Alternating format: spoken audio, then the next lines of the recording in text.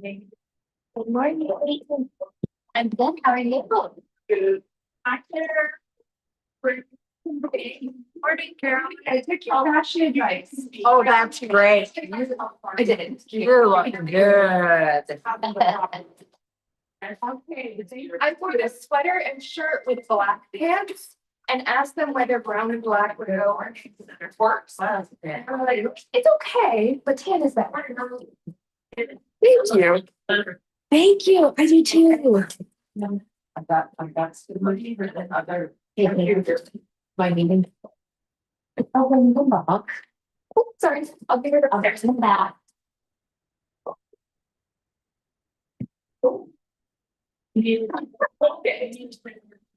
Okay, will you write my name down? Thanks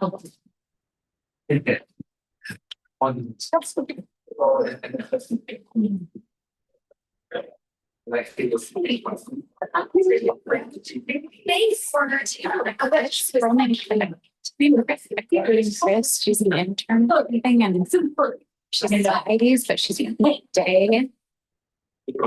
She's like, now, did you know? I just found that out from Mindy. I know, stay on here and read. I got It's all you have to do is log in. I just saw David. I went in there and looked. Yeah. I asked him, she's like, oh, I have this meeting. So if I should shadow with you, I'm like, okay, well, does she want to go to SCAP? Like, well, she can do that. I don't have any today, so I have to go. I can't be in SCAP. And she's okay. I'm like, oh, she's with me too. And then your patience is gonna send one. That's okay. Well, you're pretty interesting. I mean, outside of the there. Oh, good. What?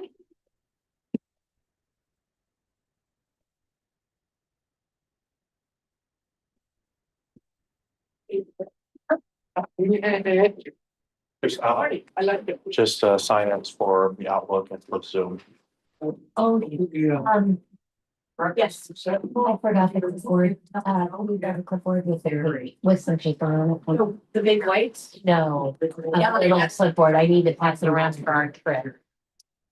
And I forgot. You've gotten. You need me to for What do I do? Oh, this is me. that's for Outlook, and then the other one's for Zoom. Yep.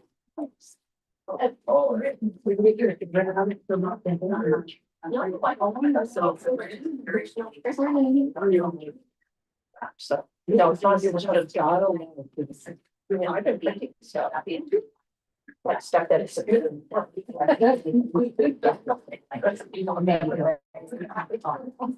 was fun. I couldn't find tables. Oh, yeah.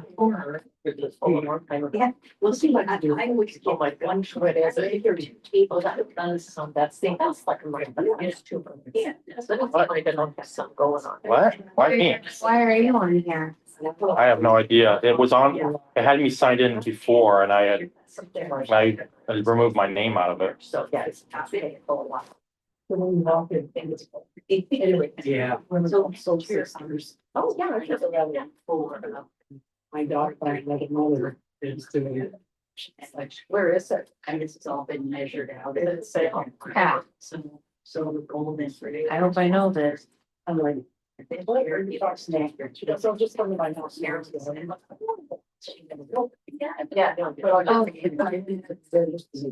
We might be able to get around it if we can access just Zoom link and do it as a. That's all I'm doing, just to put in the code. Yeah. I see it. Okay. I want it right here. Good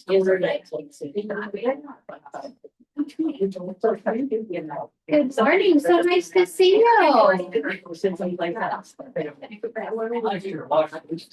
Yesterday, I was.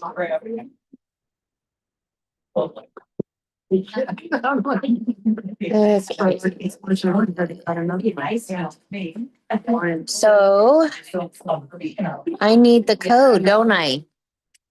But it actually. I was like, Carolyn, can you look up your email from yesterday and read me the numbers? It was chemical pulse. And so, yeah, it's most likely going to fade.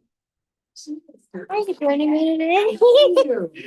Shake her head. Oh, It's cute that- so this is Christine, Chamberlain University. I told her she Hey. didn't have to say anything during the comments or anything. Oh, she doesn't? Sweet thing, just had totally experience. Exactly. She came in for internship today. Is that not amazing? I like it. Of course. Well, hopefully you can put her foot out. Yeah, so I threw her out this way so that she can kind of like Okay. get in and out easily, but I want. I'll go over and introduce myself. Okay. Oh. Give me a year. But it has to be now. So 8. Oh, shoot. 6, 5, few years. And he's thinking, 7018. Okay, thank you. And they anyway, didn't even give me a chance. I went. After another 1500 which kind of sucked. But it's. Oh, I like your group. I mean, I'm not, and I had the. Scrapping of the water heater, I just finished stuff yesterday. Yeah, like, okay. What's going on? Oh, says join. It's me. Let me- Oh, Yeah. I see. Let me, My husband. okay, Marilyn. I'm the co-host, so there we go. You sure? Admit. Hi. I'll be back.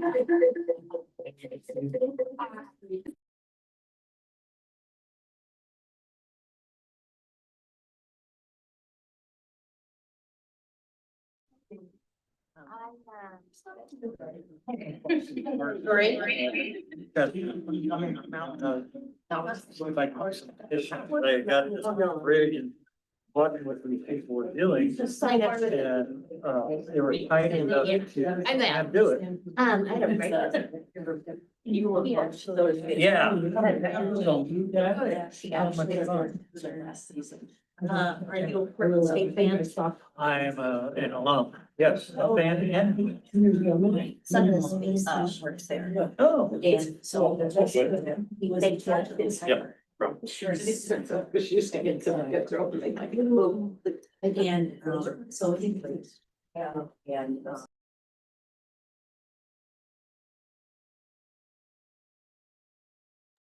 All that kind of stuff. They're moving over towards putting all this information on. And that's his job.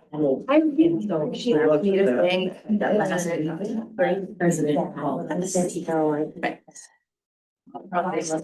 I know. Congratulations. I was at the convention center at a meeting this morning. And so, what was the meeting there?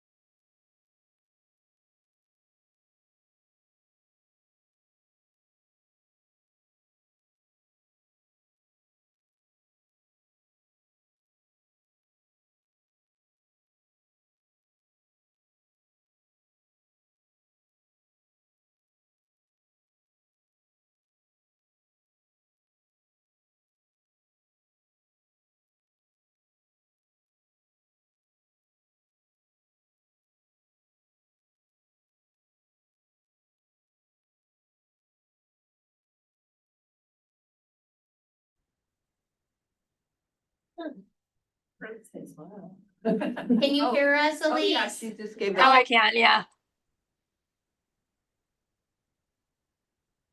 You are, okay, perfect. Muted, and I'm muted. Now we're here.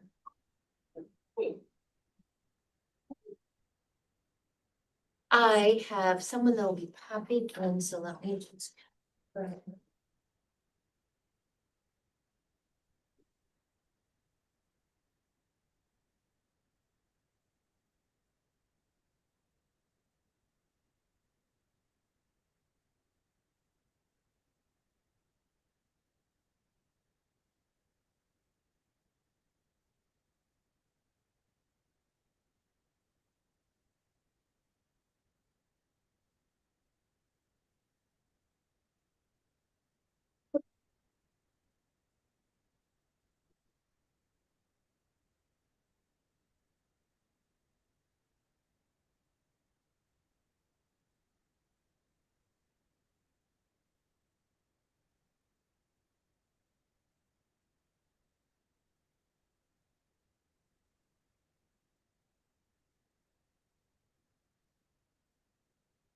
Thank you. Hold on today.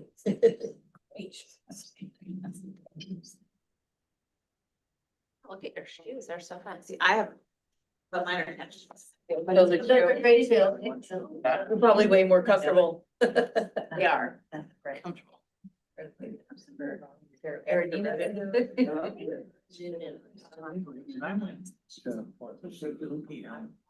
Yeah, I got You get 20,000, but the Civic Stadium now. I bring. 500. Oh. I would turn that on my Like. So we got CNC for a long time, so they have this little.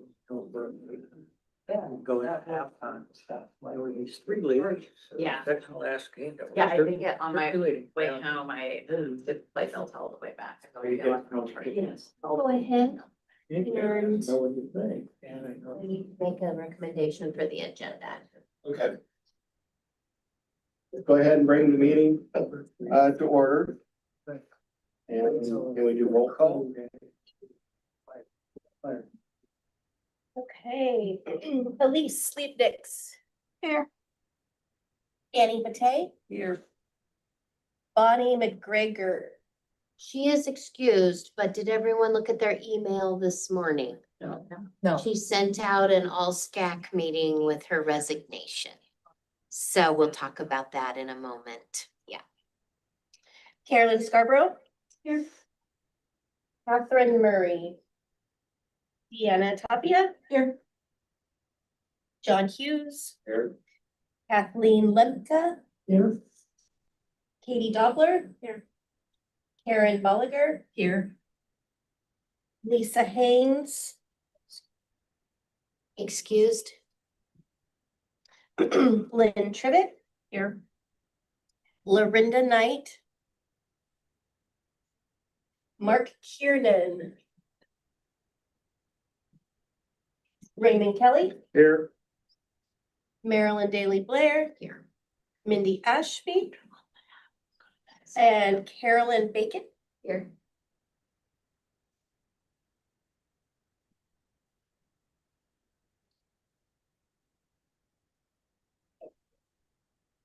Do we have any introductions or announcements?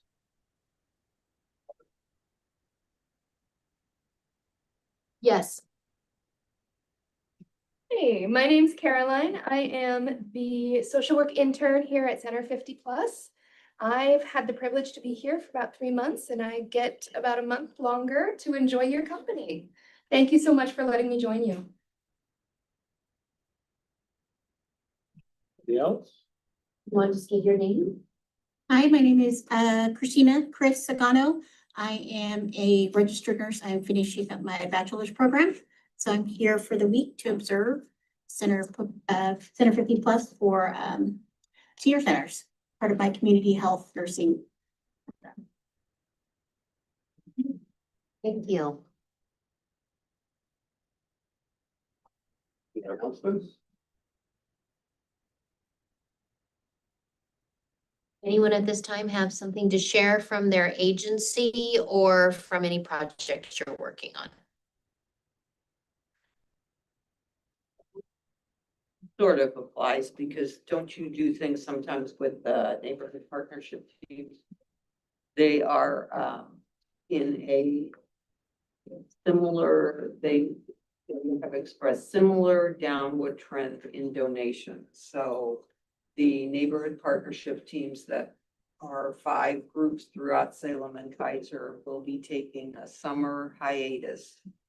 And then they'll be, after they have their next fundraiser, they'll look at the budget, they'll see what funds allow for still, and where that program will continue or how or whatever after that. So is the Salem Leadership Foundation? Yes, Okay. they're the parent group to the neighborhood progress team or partnership teams. Just a heads up. Anyone else? Elise, do you want to give us an update on your last forum? Yeah, the community conference went really well. It was, oh my goodness, what date was it? I think I've like blocked it out of my minutes. I was so busy that week.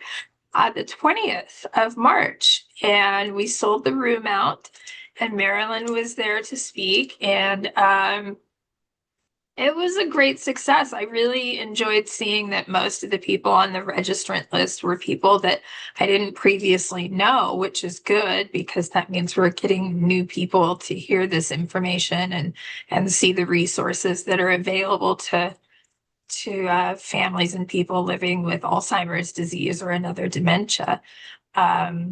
John was there as well as a speaker, which was great. So I thank you both for being there, and we're looking forward to doing it again next year.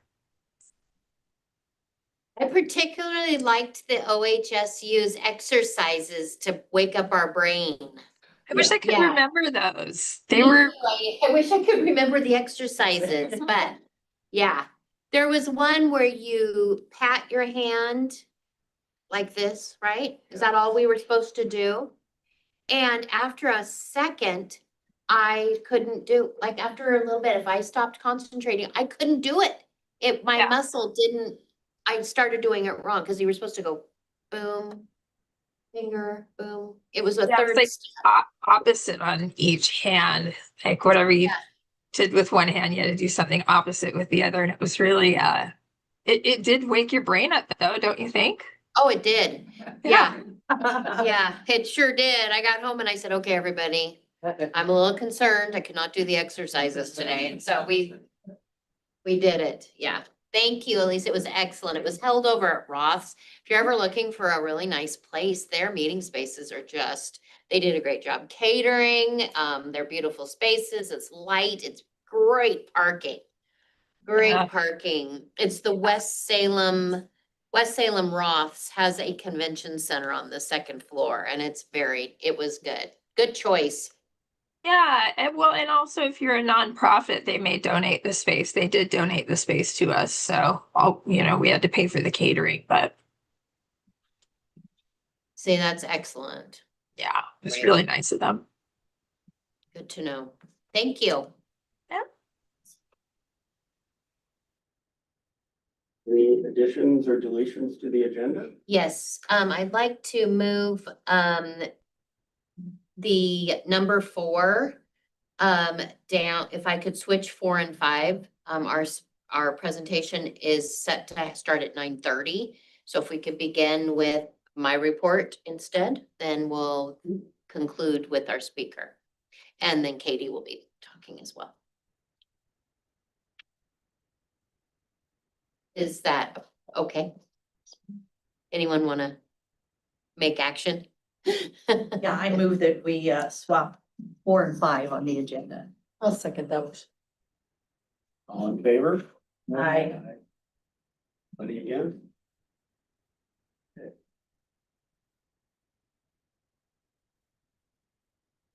Any public comment?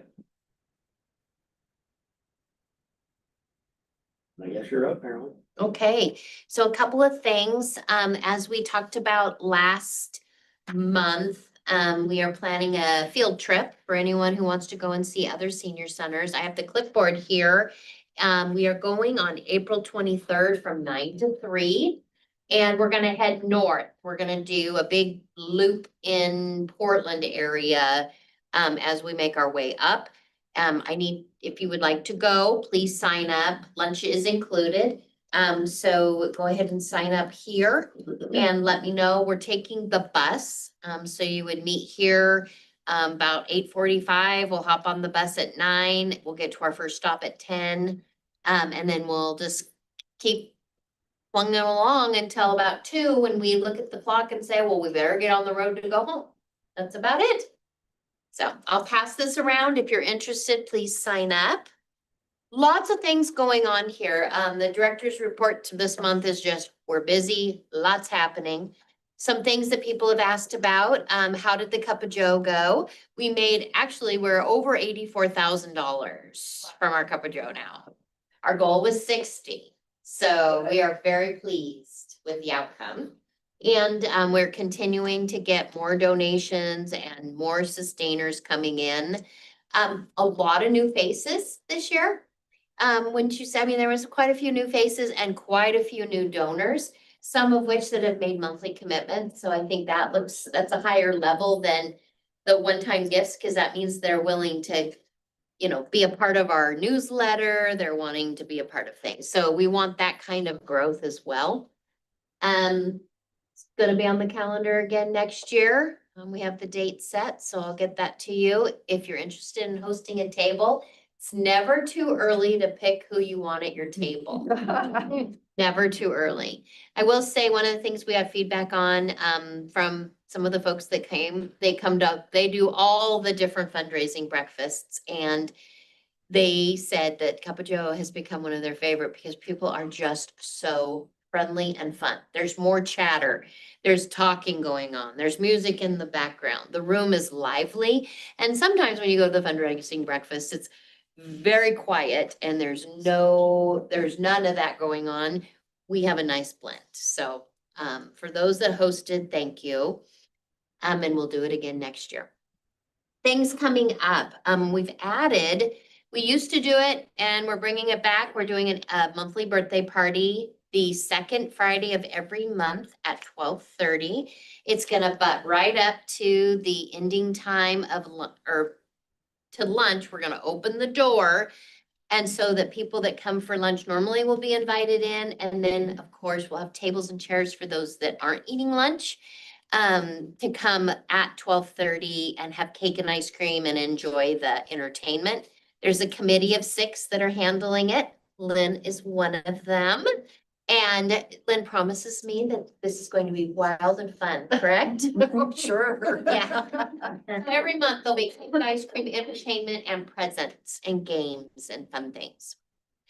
The Generations Over Meals is what we're calling it this time, is back. Generations Over Dinner is a national initiative where people of all ages come together around a dinner table and talk about things going on in the world. We've talked about housing crises or housing issues. We've talked about stereotypes among age groups. We've talked about the change in the volunteer workforce, the expectations and the changes. So it's a think tank of people of all ages coming together around a meal. We love it. The difference is we've added breakfast into the mix because some people don't like to come out for dinner. This is being run by our intern from Western Oregon University and with Willamette University's participation, and Hannah, who will be on the call in a few minutes. She is also going to be taking the lead on it. If you have not met Hannah, I'm going to introduce her in a minute.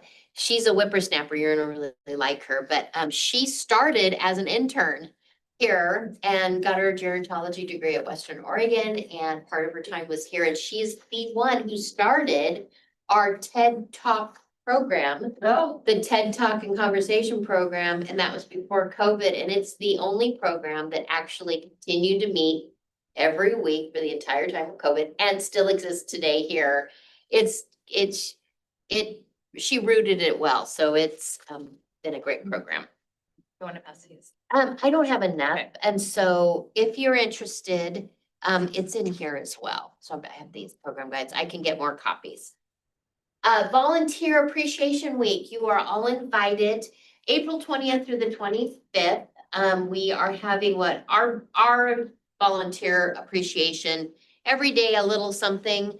Ours is 50 Years of Fabulous. It's our 50th anniversary. So we are going to be recognizing every theme for the last 50 years. Oh, my. And what is what I wanted to remember? Well, you'll have to come to the event on April 25th, 11 to 12:30. We're having a brunch. And we will have each of the themes for all the years. And it's kind of fun because in the 70s, they had different themes, and the 80s have different themes. Then in that period where we had 9/11, it changed to a very national, global conversation of volunteerism. And so the theme followed. You can just see what was happening in the world at each time through the themes, except for once in a while, the Salem Senior Center was wacky and did something about jungle animals and, lost pennies and all sorts of fun. So please come. It's free. You can bring a guest, and we're just gonna have a brunch and light music and not a large award ceremony. It's just a small, not small, but one award, and then lots of recognition for everybody. So love for you to come, but RSVP is a must, or I will run out of eggs. Okay. And they're doing that at the front desk. The other is the entire month of May is Older Americans Month. And Older Americans Month is a great time for us to recognize this groundbreaking legislation that changed the quality of life for older adults and continues. And we do have Older American Act funded programming here. But we also use it as a time to say older Americans are framing our world. And there's just so many elements to how older adults impact our economy, impact our communities, impact our neighborhoods. I mean, it's huge. Well, we wanted to celebrate that role both from a legislative point and from a local point, and we're doing something every week and sometimes every day when it comes to the month of May. May 8th, we're doing an all-day fitness free friend Friday. So bring a friend, join a class, learn about our exercise programs. We'd love to have you. We have a no-cost self-defense training on May 9th, which is a Saturday. That's going to be awesome. All requiring RSVP. We're going to show Mamma Mia on the movie screen. This is going to happen on May 15th. We're also taking a trip to see Mamma Mia soon up at the Keller Auditorium. So we're really into Mamma Mia here. But we're doing a free movie and popcorn. That is the Friday that's before Mother's Day. So or of the week of Mother's Day. So we're doing two things at the same time. May 21st at 1 o'clock, we're bringing in the Department of Transportation's new program. It's a driver and pedestrian safety class. This is a different take than the AARP class, and it's only an hour and it's 90 minutes. It's an hour and a half. So it's a shorter period of time. It hits key points that as older drivers that we could benefit from. May 23rd, Generations Over Breakfast. We do have space. It's at 10 a.m. That's a Saturday. Love to have you. But again, we have to have even tables of 6 to 8. And we want to have a good mix. Just to let you know, I intentionally do not set up tables of all seniors. That's the whole point of it, is to bring perspective and bring some different perspective to it. So that is just to begin. There are other things going on. And so please plan on coming over during the month of May and including these things. The theme this year is actually champion your health. And the reason they picked it is that it underscores prevention, wellness, and personal responsibility as the cornerstone of healthy aging. That's practically Center 50 Plus's mission. Right now, it's almost verbatim. So it encourages taking an active role in managing and advocating for your health, accessing preventive care, and making informed decisions. So pretty cool. So the Department of Transportation piece, this is an informational piece. This is not the insurance deduction piece. It is not. Right. It is not that is not. And it's really a program that while we're hosting it here at the Senior Center, we plan on encouraging this workshop evenings and weekends to encourage families and teenage drivers and more community members to listen while they do address some of the changes that can occur and what older adults driving need to look for. They also talk about community members and the role and responsibility they have for safety in both directions. I think a big one is we just in general, children and walking to school and playing and pedestrian safety in neighborhoods is a big concern. But the other is pedestrian crosswalks everywhere. We have too many accidents of people turning across crosswalks. And some of it is an awareness piece. Some of it can be an eyesight piece. And often for teenagers and young people up to 30 driving too fast. So there's all sorts of data, but the ODOT has it more than I do. So please participate. Beyond that, we have been utilizing a couple of really fantastic interns this time. We have some new ones coming in the next term as well. But we're trying to use them primarily in our outreach efforts or our respite efforts. Because those are such great interactions and they're unique training areas. And it gives people an experience of navigating personalities and, I think it's really important. I think reason that interns or benefit from being here at Center 50 Plus is we are not bureaucracy. We are face-to-face, working side by side, day in and day out with thousands of personalities, thousands of age-related concerns, and life changes from grief to physical changes to financial changes. And they're actually interfacing with these people on a day-to-day basis in a community setting that is very different than a desk in an office across from each other, providing them a source of resource, just one thing. This is where you get to know the personalities and you recognize that if you've met one senior, you've met one senior. There is no type. Now, and that I think is something you can't always get. So I'm excited that we'll be bringing in more. We are anywhere from 2 to 10 people a term in the building. We've had a great relationship with Western Oregon University. They have been working all term or more with our outreach, and they have worked in respite. One example of what they did, they were responsible, the Western Oregon students were responsible for the respite program activity of the day, and I loved it. Were you there? I was not there. They did their version of, what's the Olympic thing where you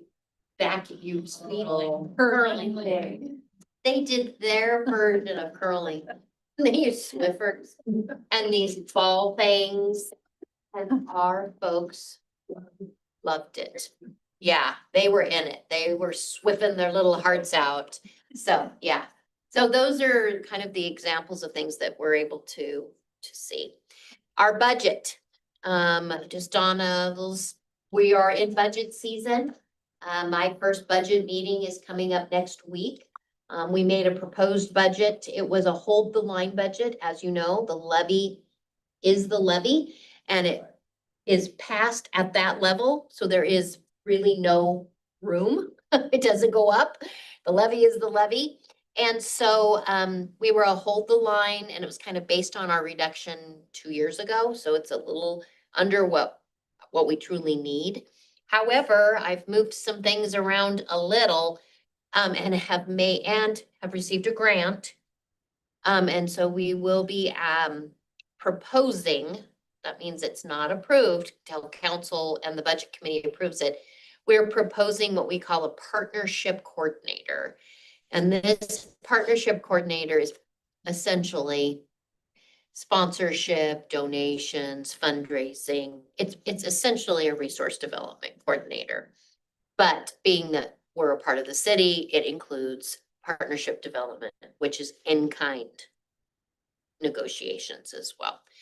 That is going to be a benefit to us if that goes through. And we have the funding for 3 years with that. So I'm really hoping. The last I wanted to mention is we are embarking on a campaign. We've been working with a consultant and we are going to be embarking on a campaign, a capital campaign to do some, expand our outreach to serve more seniors, to support maybe a long-term funding plan, such as a fundraiser and the tools that go with improving our financial standing when the levy goes away. And then some building upgrades and updating in primarily the dining room, kitchen, cafe area in the long run. So we're going to be moving forward with that. We have a $2.7 million lead grant that starts the campaign. And so it leaves about roughly about $2 million that we'll be raising. We also recognize during this assessment, the Friends organization is using a consultant. We found out that we have a lot of people that are, I want to say this, we call ourselves the center of the average Joe, meaning we have a lot of people that can pay their fair share, but they're on a restricted budget and they don't have a lot of liquid cash. So they're not our they would not be big donors typically. But we have a lot of people here who love us, and 17 out of 23 people in this little evaluation said they either have included us in their will or they would like to. So we know that we have never done work in that area. It's been very minimal. We know that there is opportunity in that area. And so we will be offering more financial conversations and having that dialogue as we already do the estate planning part. We've just never said, oh, and by the way, you could give to us. We've just never said it. So that will be a part of it.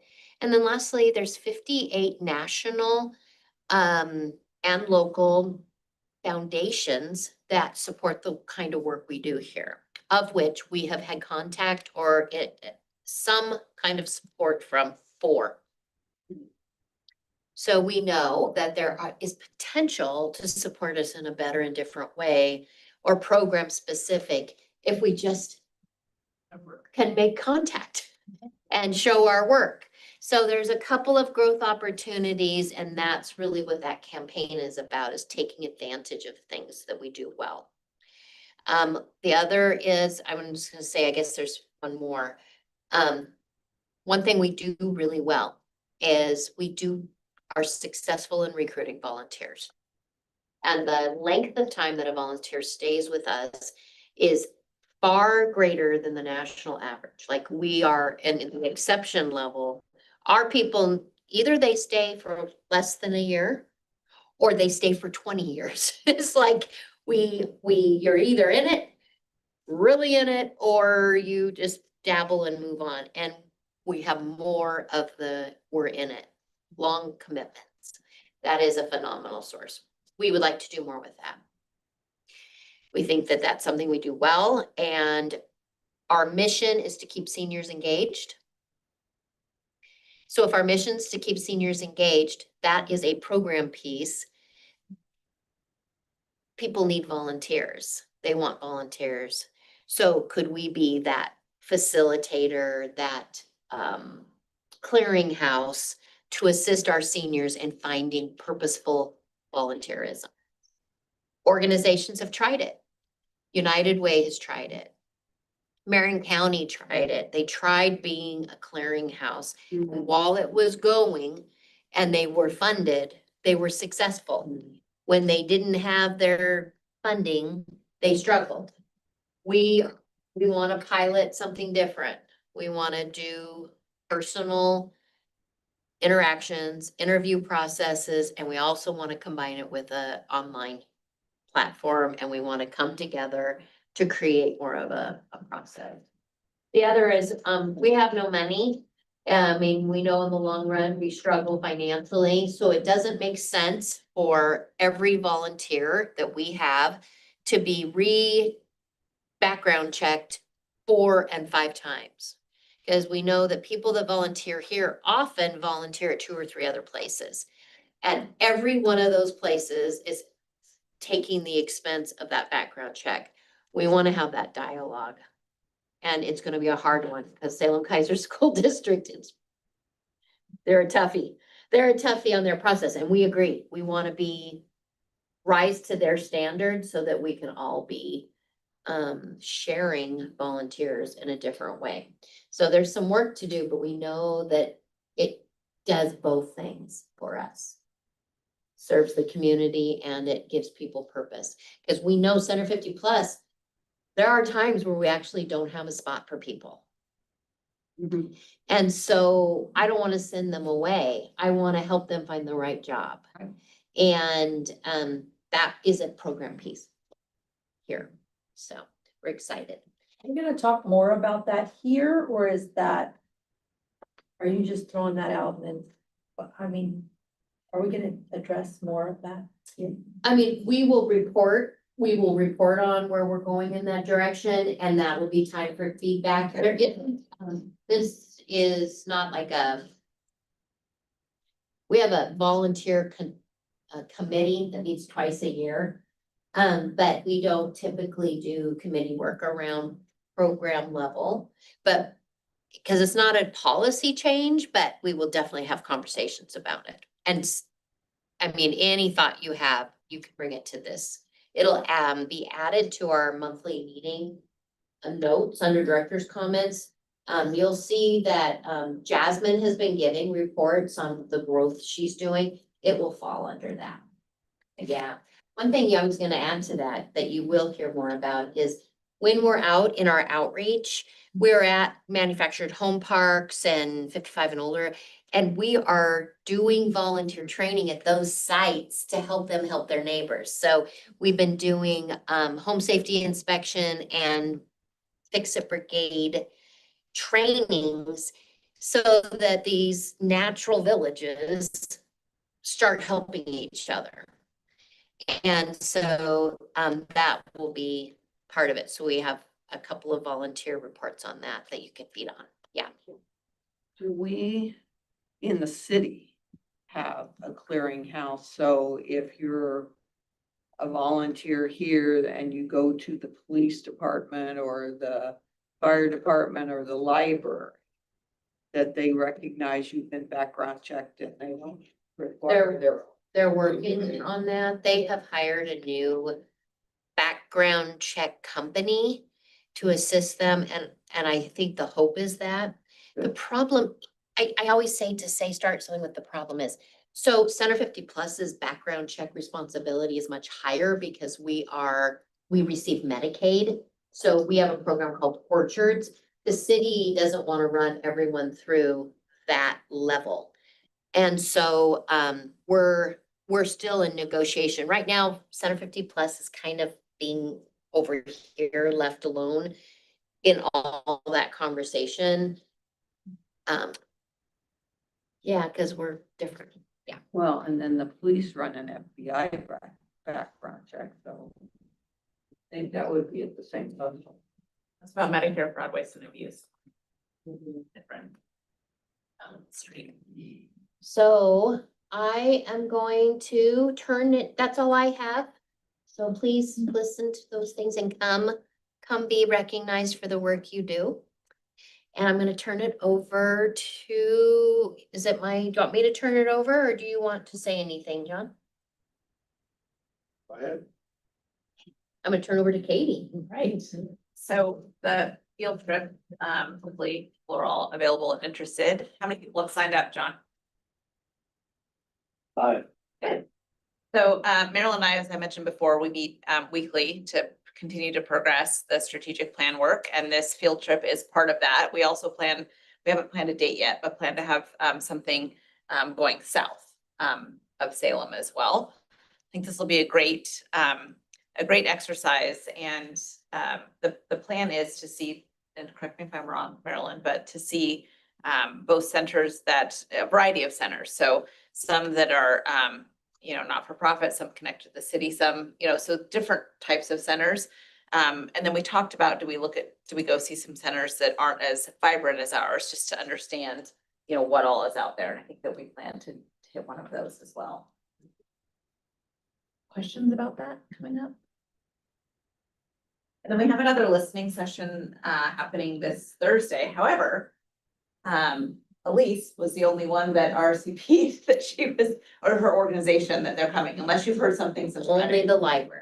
Okay. So I said, come over and I'll buy them lunch and we'll talk. Okay, so Marilyn's gonna do something different this Thursday, unless in the next 2 days, we get a whole bunch of people that say that they're going to be coming. She'll just do kind of a one-on-one, because if it's just one person, it doesn't make sense for everyone to come together. And so we'll bring back that information in terms of their feedback to a future month's meeting. But we didn't get, I think that the turnout happened in the first meeting and there just hasn't been additional interest. And then we'll talk about what targeted outreach we want to do to groups that have not shown interest, again, whether it's Maryland meeting with them one-on-one or other tactic. Questions about that? No, but I'd like to go backwards to the visitation day. What's the purpose of this? Sure. The purpose is really to see what is out there in terms of what are other, in our communities, the surrounding communities, what are other programs offering to help us as we look to develop the strategic plan. Are there things that other centers are doing that we are not and should be looking at? And also where are we thriving? And that's why we weren't just go see people that are like really out there and doing different things, but really to ground us in terms of where are we today and where could we be in the future? So are we going to have some type of a checklist, a survey for ourselves? Or are we just gonna kind of go in and look around? Well, there'll be What you wanna tours focus that are on. led, but that's a good question and a good point. There could be, we definitely want feedback, and if it would be helpful, we could definitely produce some kind of checklist for you all to provide feedback. Yeah. I would think so, to kind of guide our thinking and guide our vision. Mhm. We can do that. Good point. Can do one for each of I think Marilyn has them in mind and has been communicating, but we could, put the name of each one or just a blank where you could write the name at the top, and then some free form comments as well, but some driven questions. Will there be a final report, draft final report? On the feedback from, Marilyn and I talked about that last Friday, and we will have one kind of once she meets with the other two organizations. Yeah.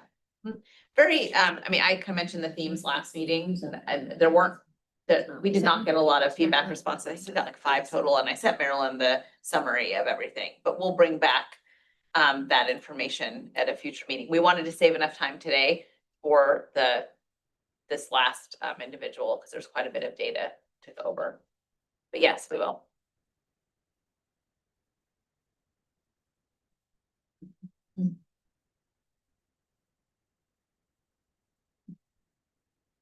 says she's in the waiting room.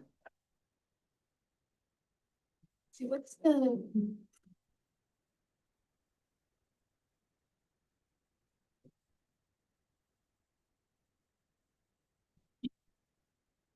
I know Marilyn's also planning a lunch at one of them, so don't have to bring a lunch with you. Let's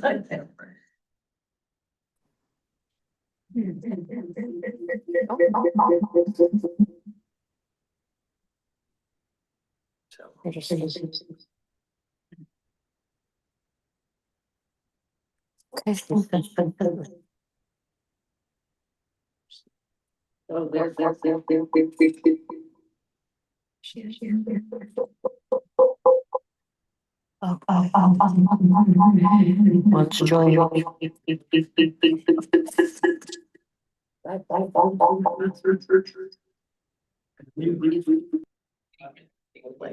Very giving. Hi, Hannah. The first thing I thought, yeah, so it's like. Hello. Hannah, I was explaining to the group that you started with us as an intern and the good work you had been doing here. So I've been bragging about you. Oh, thank you. Yeah, it's so fun for me. This is such a full circle moment to have started as an intern and now to be a paid employee. It's been really special. Well, you are welcome to take the floor. So Hannah and her intern, are you doing it alone today?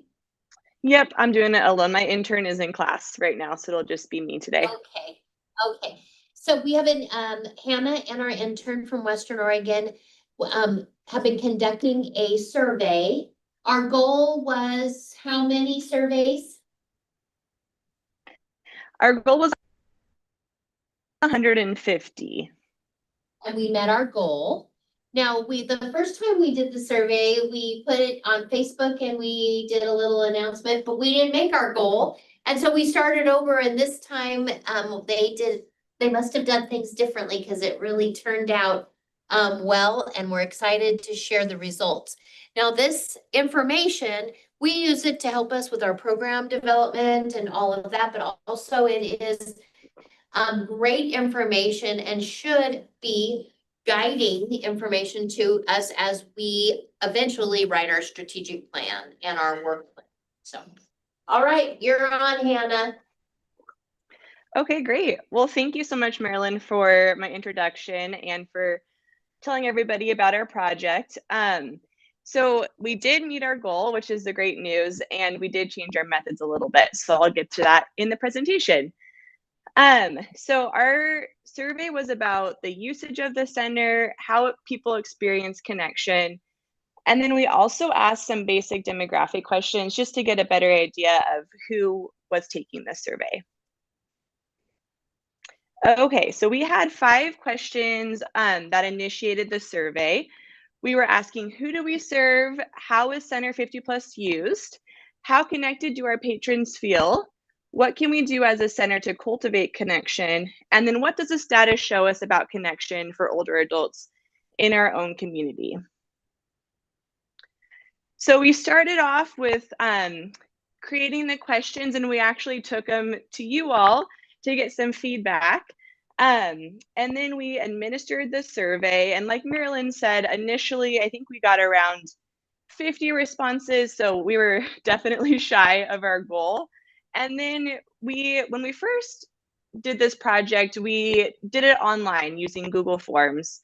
And that was a pretty big barrier to a lot of our patrons. So we ended up doing paper copies for our survey and set them up in our lobby and our reception desk, and that led to much better turnout. And then after we compiled all of the surveys and we met our goal, we turned off the survey and pulled them from the front desk, and we began analyzing the results. And we did that by creating a large Excel sheet, typing everything up, and then my intern and I worked on looking over both the qualitative data and the quantitative data, and we'll get to that in a moment.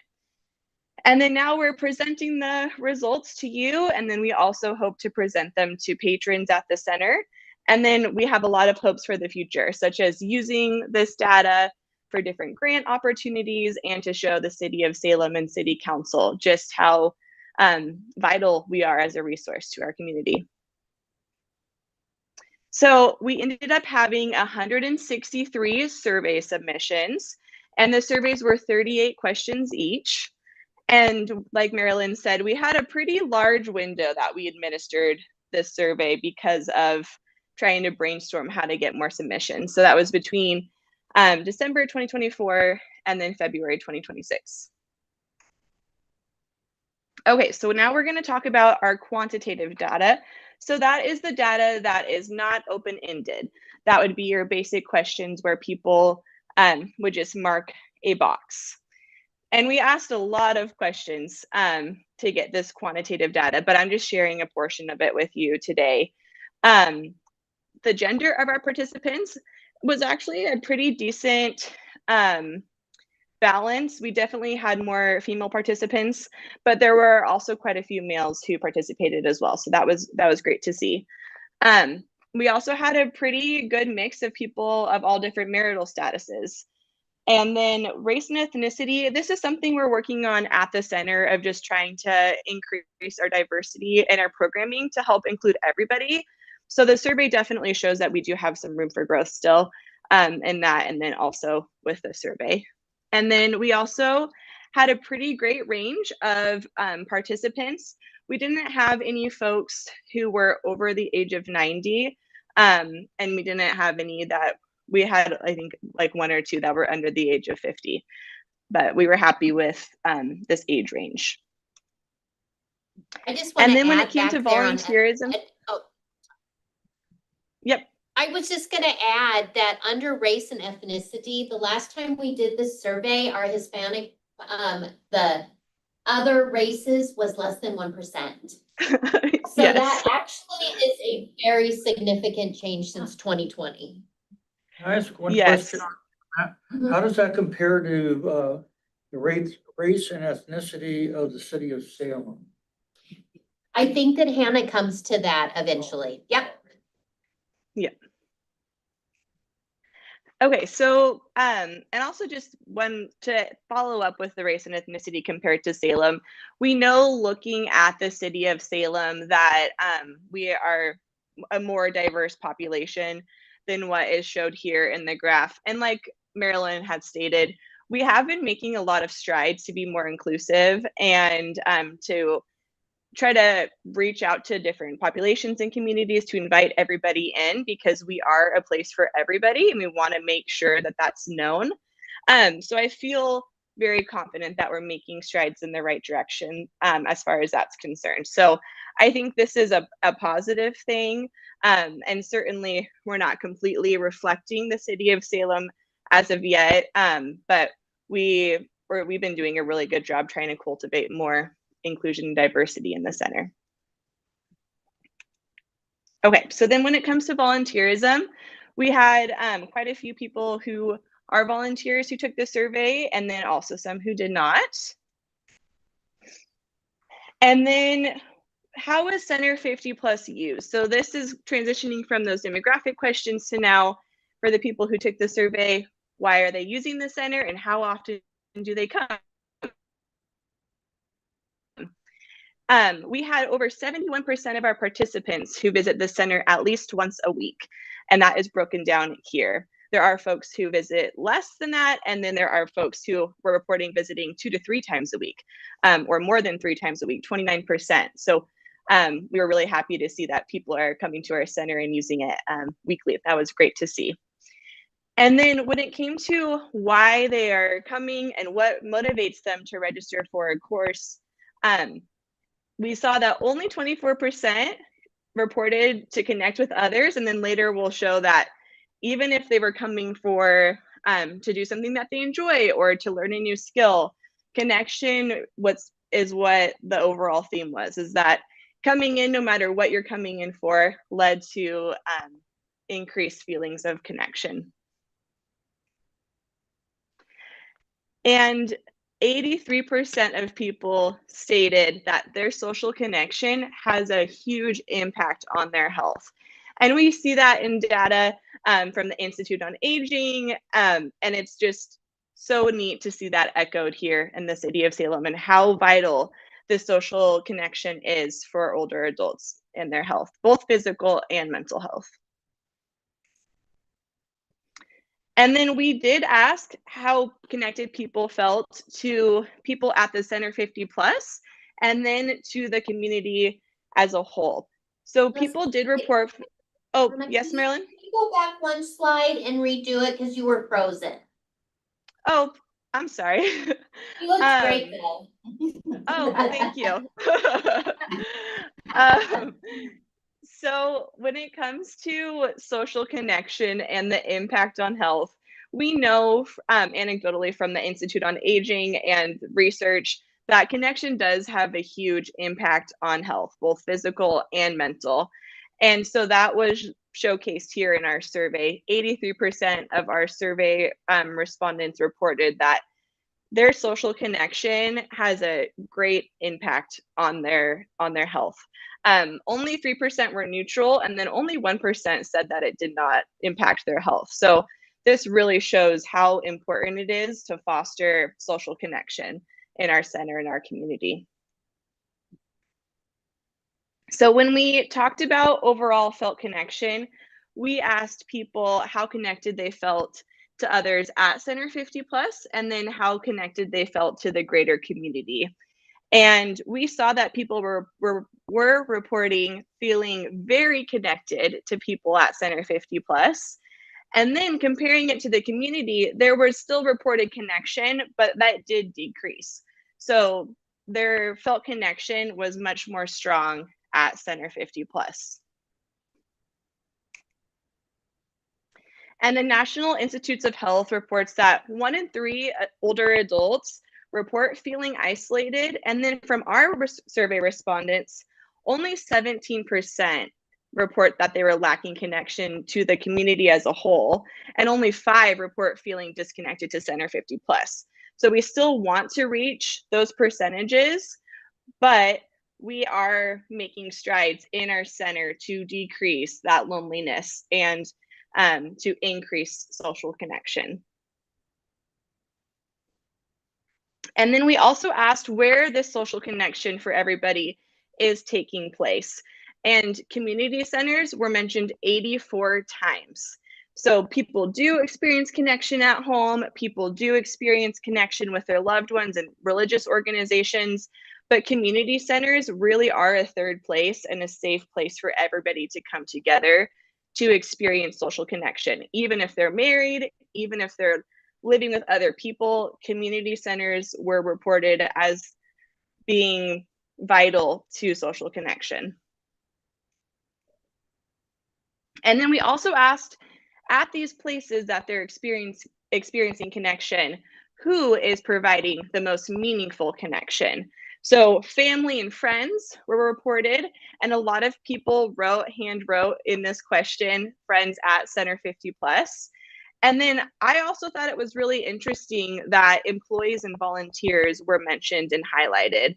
And 29 people reported that it wasn't their family, it wasn't their friends, but employees and volunteers at community centers were who provided them with the most meaningful social connection. And then there was a new theme that emerged because on the paper surveys, there were some folks who did write some answers next to these questions, and community was also mentioned. So it was pretty neat to see that sense of community highlighted here, even when there was not a box to check for that one. Okay, so now we're going to move a little bit from the quantitative analysis to the qualitative analysis. So this is what we did when we were looking at the open-ended questions that we were asking. So the method for this qualitative analysis is to comb through and read and get very familiar with all of these written responses. And there was 163 of them.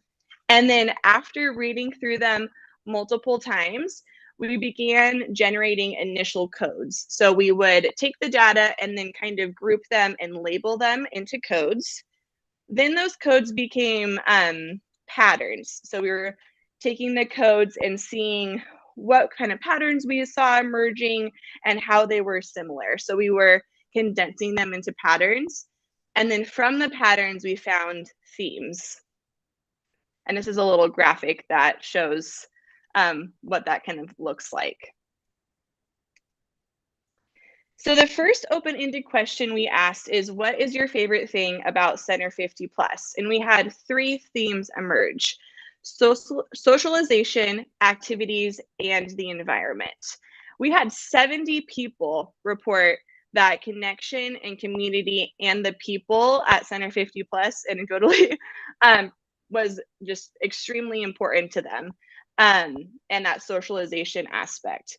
And I put the number of people who reported these codes and these themes next to every response. But a part of qualitative analysis is no matter how many people report it, it's still very important. But I thought it was interesting to see that that one specifically came up 70 times. And then friendliness, helpfulness, and just overall feeling a sense of being welcomed into the space was also highlighted. We had folks report that the volunteer workforce was very impactful on their socialization, as well as staff members. And then activities were also spoken about a lot when it came to exercise, different opportunities for lifelong learning and classes. And then people also mentioned other programs and events, and then meals for Meals on Wheels through the Marion Polk Food Share. And then the overall environment and atmosphere was also highlighted. And so that was the appearance and cleanliness of the center, how accessible we are, and then a lot of just positive anecdotes about how important and lovely Center 50 Plus is. And then we also did ask what would be something that they would like to be different or improved. There were mentions of different things in the building, like noise control, some staffing, bothersome patrons in the lobby. We're working on just addressing that issue, and I feel like we've made a lot of improvements lately with that. And then cleanliness. However, that was highlighted on the other slide for being something that we're also really strong in.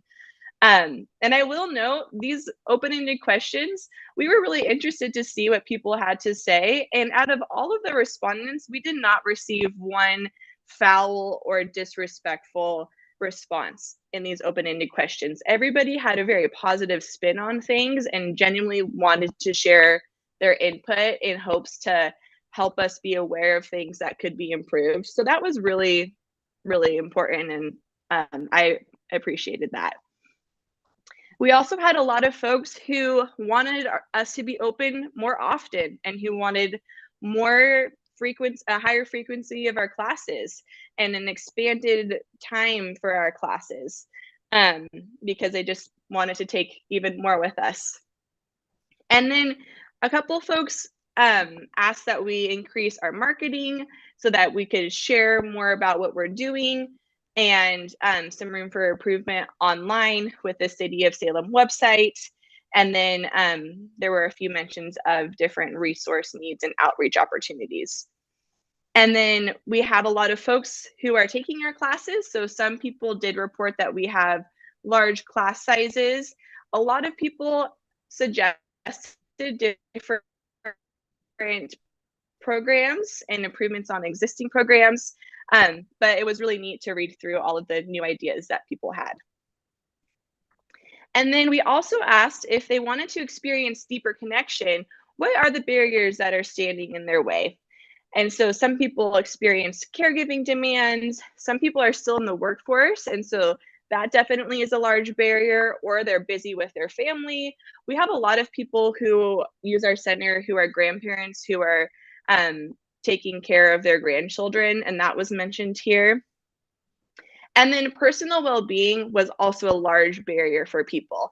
We had a lot of written responses to this question that were just me, or I'm the one who gets in my own way, or my energy level. So people's physical and mental well-being were a barrier to participating. And a lot of anxiety and social anxiety and shyness and confidence was mentioned as well as a barrier. And then when it came to accessibility, there were a few mentions of language barriers, and then transportation for themselves to get to the center and being located far from us, and then financial barriers to registering for different classes. And then there was again, the timing of classes that might not work with their schedule, and then again, a desire for additional programs. And then we had one final open-ended question where we asked what are other things that you'd like to share with us? So some people mentioned that they want to be more involved. They want to volunteer and they want to take more classes, and they were just really excited to come and spend time with us. And then a lot of people had positive things to say at the very end.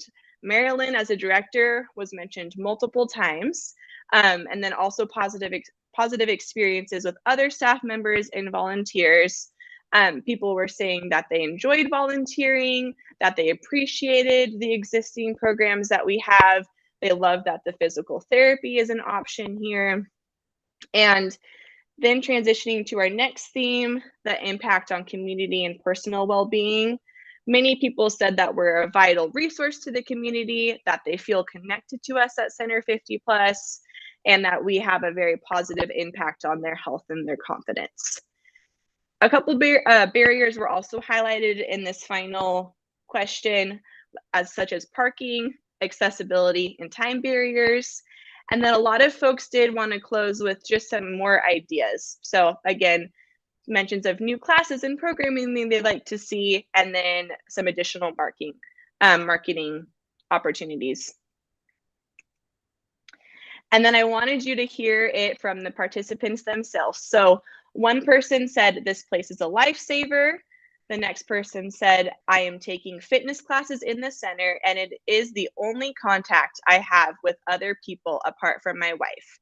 It is the one thing that keeps me from going into depression. It's been a lifesaver for me with the passing of my husband. We don't change spelling in these because we want it to be from them, but I think that was supposed to be of. And then I feel supported and valued as a senior, and I appreciate the opportunity to meet with others with similar interests. And then finally, keeps me going. No place else I'd rather go. Thanks for being here. And that's just 5 of the many responses that we had that just wanted to show how impactful that we are. So after we have all of this data, both the quantitative and the qualitative, these are our next steps. So we want to share with you, and then also share with Center 50 Plus patrons. Hopefully we can use this data to seek different opportunities for funding and grants. We want to share what we've learned with the City of Salem and our City Council members. We also want to address some of those barriers that were mentioned. And then we also want to celebrate that we received such positive feedback, and we just want to take pride in us being a hub for social connection. Okay. Does anybody have any questions? Oh, very good. Thank you. Any questions?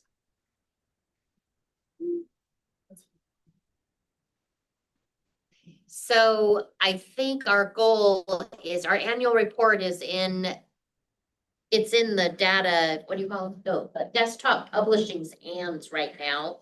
I want to go to council in May with our annual report. And I would like to get us on council in May on another meeting for Hannah to present this. So we're trying to work with schedules, and if not May, it'll be June before our budget is approved. But I think that's really good information, and it's nice to see it in data points. I think it's interesting, Hannah. One thing you said is, some people said, identified that what was the first question about connection? And then you said later it shows that really connection, they may not understand the support and connection they're actually getting. Oh, yes. I think that is true. One example is the veterans in the wood shop. They don't necessarily, say, I feel supported in the wood shop and I'm gaining these support. They often report I'm making a birdhouse.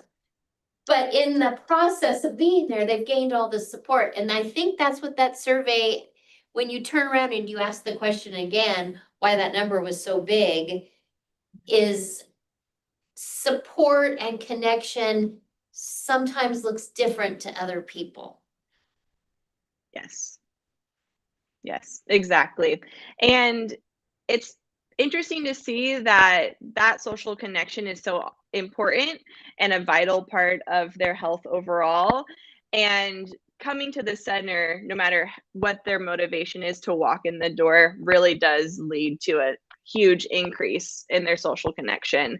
And we also have other programs like Project Healing Waters, for example, or the Wood Shop, or even some of our art classes, like wire wrapping, or the lapidary. People are wanting to do that skill, but a lot of them are leaving. I see them in the evening especially, and sometimes they don't even bring rocks or they don't even want to participate in the wire wrapping. They're just really looking forward to seeing other people and to experiencing that connection. And that's certainly highlighted here in our results. So that was fun to see that not only is it something that we're seeing, but our data also shows that. Does anybody else have any thoughts or comments? Well, I think this information is really interesting to give us a picture of Center 50 Plus. Do you think the Friends Board would be interested in hearing about this? I do. Mhm. Okay, so we'll make that happen whenever Yeah. Hannah can. Yeah, we'll put Hannah on the tour. You know, I'll be ready. Another question I think is, I want us to dig deeper in and maybe think about next time, but I can't tell you how many times one of our volunteers, I'll say, we'll be talking about something like a survey, and they'll say, well, you know, I don't really do anything at Center 50 Plus. I just volunteer. And I'm like, you gave 1,000 hours here at Center 50 Plus, because they don't perceive sometimes that volunteerism is a program element. They see it as, I am doing this for other people, but they're doing it for the connection. So I think that we all Yes. play little games, little brain games when it comes to things. Because when the person that said that to me, I'm like, I see you almost every day. But what they were saying Yes. is, I don't paint a picture. I don't lift weights in the gym. That's what they were saying. But those activities are ever changing. So that's not the point, purpose. Mhm. And I think like working the front desk, I just get so much out of it that it's hard to say for some people that, I do all of this, because it's like we receive so much. That's it's so important. I mean, it's my life. It's a lifesaver for me. Yeah. I have a question. Mhm. So, on the outreach where you said that in the previous one, but it said Hispanic, so, other cultures or other languages, it was less than 1%. And, now I think it was 5%, It was 9. 9%, Yeah. 9.5%. Yeah. What, was this a year ago, the other survey? Oh, no, it was 2020. 2020, Mhm. so 6 years. In 6 years, what has been done to bring it from less than 1% to 9.5%? Oh, Well, that's a. well, I can imagine Yeah. because that's a large jump, but So we actually, the critical piece is we hired bilingual staff. So we have, we have Jasmine, Odelia, we have Mindy, and we have Janice. So we actually have 4. Oh, come on, you do my job. I'm the backup to. Okay, and we have Hannah, so we have 5. So 5 of our small team are bilingual. That was huge. Yeah. Second, It's only Spanish. we had Russian until our staff assistant retired, but right now it is Spanish. Mhm. And then we have a very large 100-some language language line, which Yes. I'll just let you know, the utilization of language line does not build a community. No. So, but I When I'm No. interpreting it, you know, I can tell you that the phone is not accessible for people who are trying to connect. Well, we have double trouble because we're all volunteer work, reception desk, and so, and a lot of us wear hearing aids, and I mean, it is just a lot. But beyond that, the other is we actually have intentional programming. So we have the respite, one Friday a month. We have the Memory Cafe, which is for aging folks and their families. We have a book club. We have a Silver Sneaker exercise. Is that the one? Silver Sneaker? Silver Sneaker offered that way, in that language. We also have a conversational Spanish course. Yeah, I volunteered for that. And and then in our outreach program, and I think this is one of the newest pieces in our outreach, the WOW van goes out into the community and is meeting with 45 Spanish speaking individuals, mostly seniors, and providing lunch resources and conversation. And so we're starting to do programming out. The good news of that is we're actually starting to see the fruits of that outreach where they're coming in groups back here and are starting to participate in this space, which is our goal, is to continually grow and develop it within the walls. But part of that is beginning out in the neighborhoods, and we do.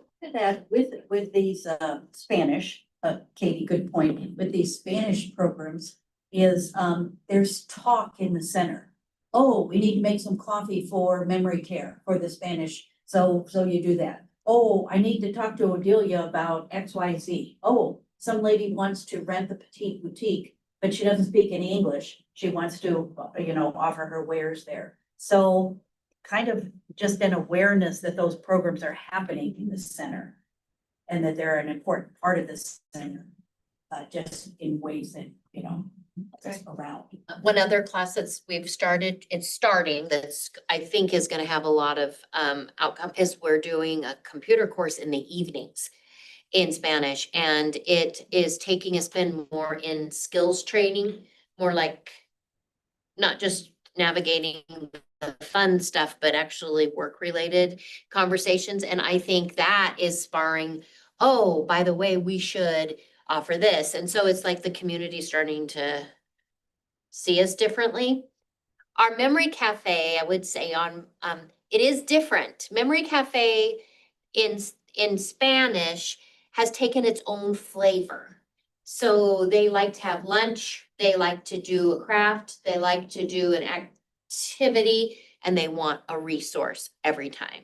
So we've done heating assistance programming. They want to learn something community minded or a resource every single time.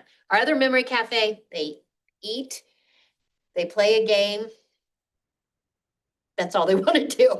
If I stood up there and talked about a resource, they would be like, who's ruining our party? But so what we're learning is one size doesn't fit all. And that we're having to listen to what folks are really wanting. And then we are throwing out our own ideas this way and doing it different. So. Good job. Yeah. And we don't do anything in the translation. We're really making an effort not to just have a class and then say, oh, we'll get you a translator. We're saying, no, this is for you. And I think that has changed the feeling because we have tried having a conference and bringing in a translator. Nobody came. And so, I know I've interpreted for some. Yeah. So that, I mean, when people come in and they can naturally speak to someone quickly without the big hubbub. I agree, 100%. So I know I have learned so much, but we already knew. I mean, we knew 25 years ago that why would anyone want to come back? Nobody could help them. The translation line, everybody's panicked because they don't know how to use it. And then everyone's like, they don't, and it's all in love, but just like panic. And then, when they came to the class, they were still a guest. And pointed out that they were not, that they were different. So while you know it, but if you don't have the resources, so we've just lucked out. We have totally lucked out to have 5 staff. And here's another resource. So Mindy, when you are absent from an exercise class and Odelia takes over as the substitute, she teaches it in Spanish. So I mean, sure, she says, do this, and then we all do uno, no. That's great. So, you know, I'm not saying that we're learning Spanish, but it's just a Well, way. you just said uno, dos. I mean, that. It's just a way to, once again, throw it out there. Yes, that's great. So we know. Great. I also want to say for that computer class, it was pretty neat because the person who teaches that class, he came in and he set up 8 computers and he was like, I really hope that people come to this class. And then here walk in 17 people for the first one ready to learn. And so Odelia was there and she was up there helping out, but it just really showcased how wanted this programming is. And then I taught an English class to monolingual Spanish teachers. Our first one was about a year ago. And our very first class, we had, I think it was 35 people come. So it's pretty neat to see, you know, if we get people's feet in the door and invite them into an activity that they know is for them, it really opens up the opportunity to share with them who we are and what other programming they might also benefit from or be interested in joining us for.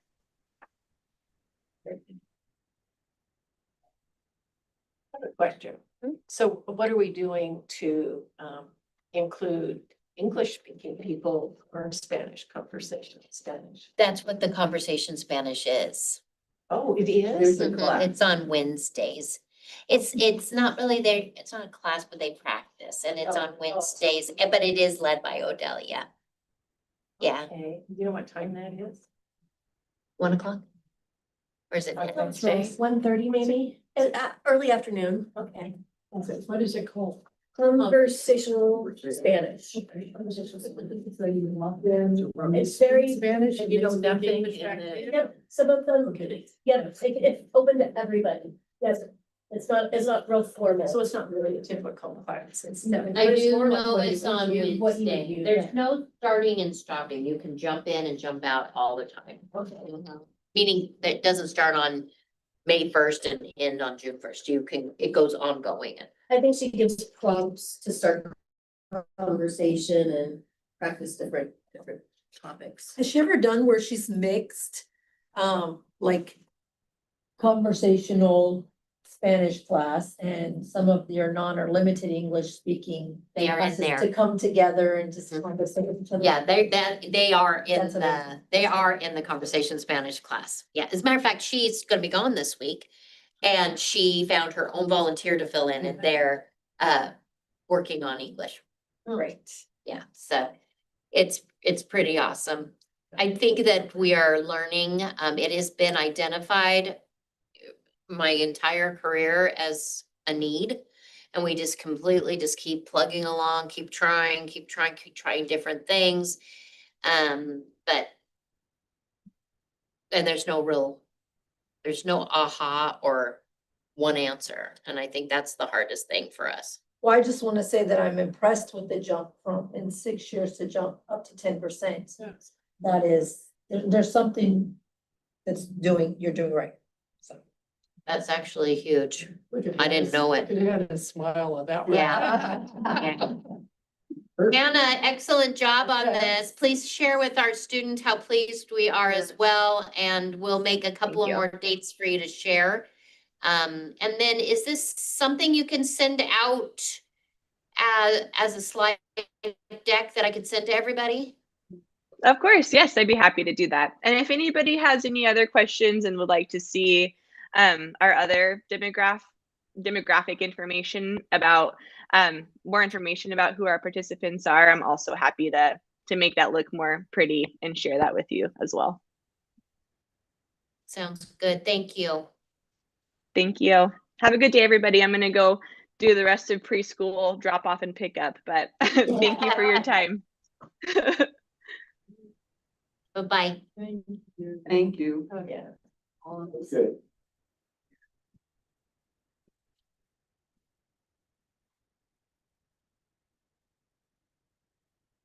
Bonnie's retirement. Yes. So right before this meeting, we received an email from Bonnie McGregor. Bonnie McGregor and her husband are moving to Arizona to be near his family. She had originally thought she would stay on and it would be a year or two. And it's been sped up. It's gonna be 4 weeks from now. So she is going to be doing some hefty moving. I will make sure that we get a card that we can send to her. And we'll pass it around next time. She promises she's gonna come say goodbye to us and say goodbye to Respite, but she's going to be missed. She's gonna be missed. She's a little buzz of joy in everywhere she goes. And but we will send her a message thanking her for her time of service. 4 weeks. Yes, that's a lot. She has a home to sell, moving to Arizona. Right when it's warm. So, I think she shared in her email that her husband is going to be moving into assisted living, family support. Yeah. Speaking of Arizona, so Arizona and Florida are high populations where seniors move to. Maybe that should be a nice trip that we take. That's where the plane will take us, huh? Yeah. Well, they do it right. They definitely do it right down in Arizona. A nice. So who's going with us on the 23rd? I can find somebody to work the front desk. I know. Okay, it'll be fun. Thank you. See gerontology conference. Hmm? I said, unfortunately, I can't, because I'll be at the OSU gerontology conference. And as the meeting ends, do we have any announcements about any of our staff people, like Jasmine? No announcements yet. No announcements? No. Okay. I wish I did. Oh, Yeah. You did it, turn? All right. Thank you so much, everyone. My brain's full. I figured it was. You gave us so much. We are adjourned. We're at the Yeah, I love that. senior center.